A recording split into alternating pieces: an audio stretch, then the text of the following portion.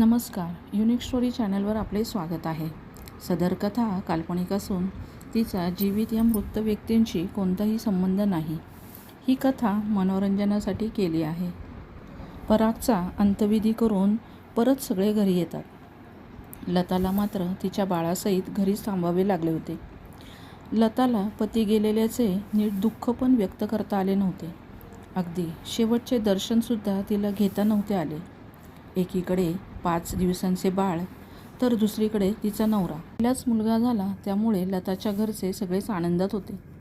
पण हा आनंद फार काळ टिकला नाही. लता व पराग यांचे लव्ह मॅरेज होते. लता ही एका अनाथ आश्रमात वाढलेली मुलगी. शिक्षणाची आवड होती. शिक्षणादरम्यानच दोघांचे प्रेम झाले होते. परागने शिक्षण पूर्ण झाल्यावर लगेच लताबरोबर लग्न केले होते. परागच्या घरचे पण चांगले होते. त्याचे आई वडील व एक लहान भाऊ चिराग असे त्याचे कुटुंब होते. घरातले सगळेच अगदी सुशील होते. परागने लताविषयी जेव्हा घरात कल्पना दिली होती तेव्हा आईवडिलांनी लगेच परवानगी दिली व लताला मनापासून स्वीकारले होते. लतानी पण आपल्या कोमल स्वभावाने घरच्यांची मने जिंकली होती. सगळे कसे दृष्ट लागण्याजोगे चालले होते. त्यात दुधात साखर पडावी तशी आनंदाची बातमी. परागला नोकरीत प्रमोशन मिळाले. तेव्हाच त्यांना लता आई होणार आहे हेही कळाले होते. त्यामुळे त्यांच्या आनंदाला जसे उधाणच आले होते. तिच्या घरच्यांनी लताचे सगळे डोहाळे पुरवले होते. तिचे लाड कौतुक केले होते. त्यांना माहीत होते लताला आपल्याशिवाय दुसरे कोणी नाही. तेव्हा आपणच तिचे आई वडील आहोत. बघता बघता 9 महिने पूर्ण झाले व तो क्षण आला. तेव्हा लताबरोबर परागसोबत घरातले सगळेच तिथं हॉस्पिटलमध्ये पोहोचले होते. लताने थोड्याच वेळात एका गोंडस बाळाला जन्म दिला. परागला तर अगदी स्वर्ग ठेंगणे झाले आहे असं वाटत होते. त्याने जेव्हा बाळाला हातात घेतले तेव्हा त्याच्या डोळ्यातून पाणी आले. चिरागचे लक्ष भावाकडे जाते. तो भावाला म्हणतो, दादा, एवढ्या आनंदाच्या क्षणी तुझ्या डोळ्यात पाणी का? पराग म्हणतो, अरे वेड्या, हे आनंदाश्रू आहेत. आज मी खूप खुश आहे. माझी लता अनाथ म्हणून वाढली, पण आज हे तिचे बाळ, त्याच्याबरोबर आपण आहोत. बोलता बोलता पराग म्हणतो, चिराग, जर मी समजा उद्या नाही राहिलो तरी माझे बाळ अनाथ म्हणून नाही वाढले पाहिजे. त्याला कायम कुटुंबाचे प्रेम मिळायला हवे. परागचे बोलणे ऐकून त्याची आई त्याला म्हणते, काय हे आनंदाच्या क्षणी अभद्र बोलतोस? पराग हसतच विषय बदलतो व बाळाला आईच्या हातात देतो व म्हणतो, मी लताला भेटून येतो. पराग डॉक्टरांना विचारतो, लताला भेटता येईल का? तर डॉक्टर म्हणतात, थोड्याच वेळात लताला वॉर्डमध्ये शिफ्ट करतील, तेव्हा तिला भेटा. लताचे सिझेरियन झाले होते त्यामुळे परागला तिची काळजी वाटत असते. डॉक्टर कधी तिला भेटायची परवानगी देतील ह्याची वाट पाहत तो बाहेर उभा असतो. परागचा फोन एकसारखा वाजत असतो तरी त्याचे लक्ष फोनकडे नसते. तेव्हा त्याचे वडील त्याला म्हणतात, अरे तुझा फोन किती वेळ वाजतोय? कोणाचा आहे ते तरी बघ. नको एवढी काळजी करू. लताला आणतील आता बाहेर. पराग बाबांनी सांगितल्यानंतर फोन बघतो तर त्याच्या कामातून फोन येत असतो. पराग साईडला जाऊन फोन घेतो तर त्याला काही अर्जंट कामासाठी बोलवले होते. नाईलाजाने त्याला जावे लागते. पराग तिथून गेल्यावर थोड्याच वेळात लताला बाहेर वॉर्डमध्ये आणले होते. ती बाळाला बघून खूप आनंदी झाली होती. सगळ्यांच्या चेहऱ्यावरचा आनंद बघून ती पण आनंदी होत होती. पण तिचा आनंद अधुरा होता. तिची नजर परागला शोधत होती. जवळ बसलेली त्याची आई तिला म्हणते, अगं पराग, एवढा वेळ इथेच होता? तुझी वाट पाहत होता. पण आत्ता त्याच्या कामातून फोन आल्यामुळे त्याला अर्जंट जावे लागले. काम संपवून तो परत येईल. परागची आई लतासोबत बोलत असतानाच परागचा फोन येतो. तो चिरागला सांगतो त्याला 2 दिवसासाठी बँगलोरला जावे लागते आहे. तो जे काम करत होता त्या प्रोजेक्टचा तो हेड होता. त्याच कामासाठी त्याला तिथे जावे लागत होते. चिराग आईला सांगतो, दादाला कामासाठी 2 दिवसांसाठी बँगलोरला जावे लागले आहे. लता ते ऐकून नाराज होती. तिची अपेक्षा होती सगळ्यात पहिल्यांदा तिला परागला भेटायचे होते. त्याच्या चेहऱ्यावरचा आनंद पाहायचा होता. पण नियतीच्या मनात दुसरेच होते. पराग जरी बरोबर नव्हता तरी त्याची फॅमिली मात्र लताची व्यवस्थित काळजी घेत होते. पराग पण कामातून वेळ मिळेल तसा फोन करत होता. लताचे व त्याचे फोनवरच बोलणे होत होते. काम संपवून पराग परत निघण्याच्या तयारीत होता घरी पोहोचण्याचा आनंद त्याच्या चेहऱ्यावर दिसत होता. लताला तो फोनवरच सांगतो. रात्रीपर्यंत तो तिच्या समोर असेल. लता पण नेहमीप्रमाणे त्याला सांगते, घाई न करता सावकाश ये, मी तुझी वाट पाहीन. आज लताला पण डिस्चार्ज मिळाला होता. घरातले तिला व बाळाला घेऊन घरी येतात. घरी चिरागनी वहिनीचे व बाळाच्या स्वागताची चांगली तयारी केली होती. लता हे सगळे बघून भावूक होते. तिने तिच्या आयुष्यात स्वतःचे एवढे कौतुक कधीच अनुभवले नव्हते. ह्या कुटुंबात येऊन ती स्वतःला भाग्यवान समजत होती. तिला आता ओढ होती ती परागला भेटण्याची, त्याला पाहण्याची. परागची आई जेवणाची तयारी करत होती. चिराग आईला मदत करत होता. दादा थोड्याच वेळात पोहोचेल, तेव्हा आपण जेवण करू. त्याची आई म्हणते, आपण थांबू, पण पहिले लताला जेवण दिले पाहिजे. 2 दिवस तिच्या पोटात अन्न नव्हते. थोडा गरम तूप टाकून हा भात तरी खाऊ देत तिला, असं म्हणून ती ताट घेऊन लताच्या खोलीत जाते. लताला जेवण करायला सांगते. लताचे मन मानत नसते, पण आईंना कसे सांगायचे, त्यांना नाही कसे म्हणायचे. तिला माहीत होते त्यांच्यासमोर आपले कोणतेच कारण चालणार नाही. घास कसे बसे ती खाते, पण घास तिच्या तोंडात फिरत होता. परागची आई तिच्याकडे पाहत म्हणते, अगं मला माहीत आहे तू परागची वाट पाहतेस, पण तू आत्ता नुसती त्याची बायको नाही तर ह्या चिमुकल्याची आई पण आहेस, तेव्हा 2 घास तरी खा. नातवाला मांडीवर घेऊन त्या लताशी बोलत होत्या. नातवाला मांडीवर घेतल्यावर त्यांना पराग बाळ होता तेव्हाची आठवण येते. तो पण सेम असाच होता. क्षणभर त्यांना असं वाटलं की परागलाच त्यांनी मांडीवर घेतले आहे. परागच्या आई बाळाकडे एकटक पाहत होत्या. चिराग खोलीत येतो तर दोघींकडे पाहतो. पुढे काय बोलावे हे त्याला कळत नसते. तो तसाच परत बाहेर निघून जातो. हे सगळं त्याची आई पाहते. त्या लताला म्हणतात, ह्याला काय झाले, असं आला आणि परत बाहेर न बोलताच निघून गेला. बहुतेक त्याला पण भूक लागली असावी. बाळाला लताच्या मांडीवर ठेवून त्या लगेच बाहेर येतात. तर चिराग फोनवर बोलत होता. त्याच्या बोलण्यात ॲक्सिडेंट हा शब्द ऐकायला येतो.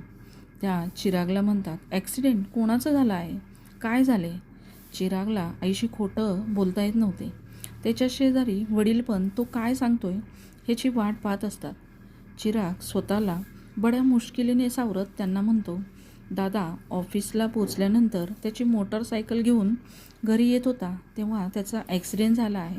हॉस्पिटलमध्ये नेले आहे. मी व बाबा तिथे जातो. तू वहिनीसोबत थांब, ती एकटीच आहे, तिला आत्ताच काही सांगू नकोस. आईला पण कळेना स्वतःला कसे सावरावे. घरी तर थांबावे लागणारच. लतापासून हे कसे लपवायचे. ती त्या पाखरासारखे त्याची वाट पाहते. चिराग व बाबा दोघे पण हॉस्पिटलमध्ये पोहोचतात. चिरागला कल्पना असते, कारण त्याला आधीच फोनवर ॲक्सिडेंटची भीषणता कळली होती. पण कसे व्यक्त व्हायचे व कोणासमोर. एकीकडे आई वडील तर दुसरीकडे नुकतीच डिलिव्हरी झालेली वहिनी. कोणाला व काय सांगायचे. एवढे बळ त्याच्यात कुठून आले काय माहिती. तिथे आधीच पोलीस असतात. ते चिराग जवळ येतात व म्हणतात, तुमच्याशीच बोलणे झाले होते ना. ते चिरागला म्हणतात, तुम्ही आमच्याबरोबर चला, त्यांच्या वस्तू ओळखा, त्यांचा चेहरा. तर असं बोलत असतानाच वडील म्हणतात, अरे नक्की काय झाले, हे असे का बोलतायत. चिरागशी बोलताना बाबांचा आवाज दाटून आला होता. त्यांना पण बोलण्यावरून कल्पना आली होती. बाबांचा तो आवाज ऐकून चिरागचा स्वतःवरचा ताबा सुटतो. तो वडिलांच्या गळ्यात पडून रडू लागतो. बाबा एकदम खालीच बसतात. बाबांना थोडं सावरून चिराग त्यांना म्हणतो, बाबा आपल्याला आज जाऊन ओळख पटवायची आहे. तुम्ही थांबा इथे, मी पाहतो. तो पोलिसांच्या बरोबर आत जातो. तिथे समोरील दृश्य पाहून चिरागला चक्कर आल्यासारखे होते. कारण समोर पराग होता. परागचा ॲक्सिडेंट एवढा भयानक होता की जागीच त्याचे प्राण गेले होते. घरी पोहोचण्याची घाई, त्यामुळे एका मोठ्या ट्रकला ओव्हरटेक करण्याच्या नादात त्याचा ॲक्सिडेंट झाला होता. चिराग समोर आता मोठा प्रश्न होता. घरी आईला व वहिनीला ही बातमी कशी सांगायची. चिरागने सगळ्या नातेवाईकांना फोनवरून कल्पना दिली होती. घरी हळूहळू लोक पोहोचू लागले होते. त्यामुळे घरी पण आईला व लताला ही बातमी कळाली होती. लताच्या कुटुंबावर दुःखाचा डोंगर कोसळला होता. कोण कोणाला सावरेल अशी कोणाचीच अवस्था नव्हती. सगळ्यांनाच मोठा शॉक लागला होता. ॲक्सिडेंटमध्ये परागच्या शरीराची पूर्ण दशाच झाली होती, त्यामुळे त्याचा चेहरा पण बघण्यायोग्य नव्हता. सगळे नातेवाईक मिळून परागच्या बॉडीला परस्पर अंत्यविधीसाठी नेण्याचा निर्णय घेतात. त्यामुळे आई पण जाते. लता घरी एकटीच जिवंत असूनसुद्धा मेल्यासारखी होती. तिचे लक्ष बाळाकडे पण नव्हते. घरचे सगळे अंत्यविधी करून घरी पोचतात, तर या घरात बाळाच्या रडण्याचा आवाज घुमत होता. घरातल्या शांततेत तो आवाज सगळ्यांच्याच हृदयाचा ठोका चुकवत होता. आई त्या आवाजामुळे लताच्या खोलीत जातात. लताच्या मांडीवर बाळ रडत होते, पण ती निर्जीव असल्यासारखी नुसती त्याच्याकडे पाहत होती. आई बाळाला घेतात व लताला म्हणतात, भानावर ये, हे बघ बाळ रडते, तू असे केले तर आम्ही काय करायचे?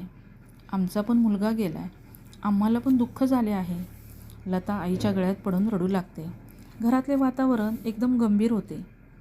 त्यात चिराग एकमेव होता. तो स्वतःला सांभाळून घरच्यांना पण आधार देत होता. पराग जाता जाता चिरागच्या अंगावर सगळ्या जबाबदाऱ्या देऊन गेला होता. लहान असून तो सगळ्यांना धीर देत होता. खरं तर त्याचे दुःख पण फार मोठे होते. तो भावाचा लाडका होता. लहानपणापासून तो सावलीसारखा बरोबर होता, पण परागच्या जाण्याने तो आतून हलला होता. त्याच्या कानावर वारंवार परागचे शेवटचे शब्द येत होते, जसे की त्याला पूर्व आभास झाला होता की तो परत येणार नाही. ते कधी कधी नकळत बोललेले शब्द पण खरे होतात. परागला जाऊन आता 6 महिने उलटले होते. घरातले हळूहळू धक्क्यातून सावरत होते, किंवा परागचे बाळ त्यांना दुःख कमी करायला मदत करत होते. लता तर नावापुरतीच जिवंत होती. तिचे कशातच लक्ष नव्हते, अगदी बाळाकडे पण. तिला लताला व बाळाला दोघांना पण सांभाळावे लागत होते. दिवसेंदिवस लताची हालत बघून घरच्यांना तिची काळजी वाटत होती. परागची शेवटची आठवण व इच्छा दोन्ही महत्त्वाचे होते, त्यामुळे घरातले सगळे लताला जपत होते. त्याच दरम्यान घरातली सगळ्यांची मनस्थिती नीट नाही, म्हणून त्यांना धीर देण्यासाठी चिरागची मोठी आत्या 4 दिवसांसाठी त्यांच्या घरी राहायला येते. त्या भावाकडून घरच्या परिस्थितीचा अंदाज येत होता, म्हणून थोडं सावरण्यासाठी ती येते. आत्या राहायला आल्यावर ती वहिनीला म्हणते, तू किती दिवस ह्या पोरीला असे सांभाळणार आहेस? हिचे पुढचे काहीतरी बघायला हवे ना. घरात तरुण सून, शिवाय तुझा दुसरा मुलगा पण आहे. उद्या लोक काय म्हणतील? तरुण मुलींना असं घरात ठेवणे योग्य आहे का?